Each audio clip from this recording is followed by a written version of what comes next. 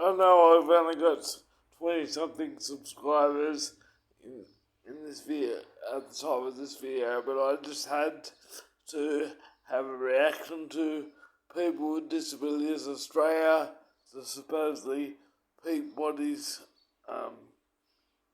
for people with disabilities reaction to the budget because my view may be the only voice articulating my view that you may hear.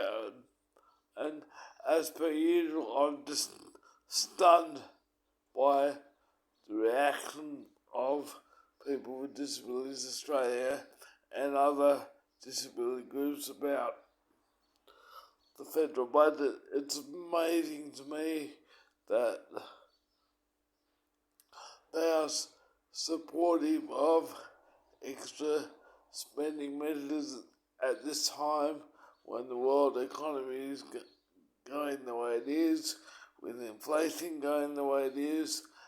The overall sense of entitlement regarding their media release, and if you want to see a copy of the media release, comment down below, or you can look for it yourself. But just the idea of the government putting all these assigned places for people with disabilities and other minorities in training and pumping more and more money into the disability system. And these guys are just happy with this, and it's just typical untargeted spending, and we become more and more reliant on the government as a group, so we become more and more vulnerable. There's all this money for training and stuff like that, but we know that there's no jobs going to be in the sectors because there's not going to be jobs for anyone in the economic downturn. So you've got all these people being trained for no position, and they're not being encouraged to start their own businesses or work online or any of these possibilities where they could actually make money. Instead, they're just being farmed off to training courses after training courses, and the average able-bodied person then resents people with disabilities more than they would otherwise because of the economic downturn. The People with Disabilities Australia call for targeted relief for people in disasters that have got a disability. How silly is this? This isolates us further from the mainstream community. We've got a situation where we, as a minority group, are descending further and further into communism. There's no incentive, no direction for us to use our own initiative. Instead, these disability elite groups are making hay while the sun shines by making us appear to be more vulnerable than we need to be.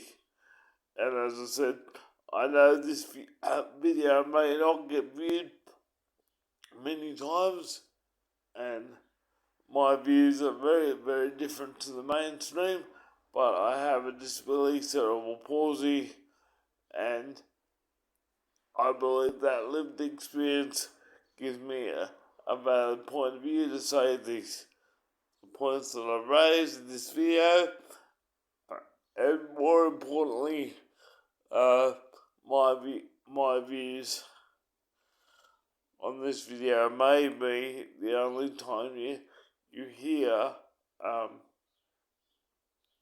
the other side of the spending argument, because we're seen as so vulnerable and stuff by the mainstream that no one's game to actually have a targeted look about how much spending there is on disability services, and whether it's value for money for the whole economy, it's almost like they don't expect that to matter. And as a side point, why should they link us with any other minority group? In the press release, it specifically identifies us with First Nations people. Now, this is totally disrespectful because we may be classed as minorities, but we have completely separate issues and life experiences.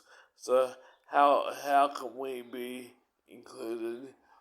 Or where they say, oh, it's good to have this targeted targeted relief for people from First Nations background and disabilities. Why why is the peak body of disability joining the two minorities where there's no mandate for them to do that?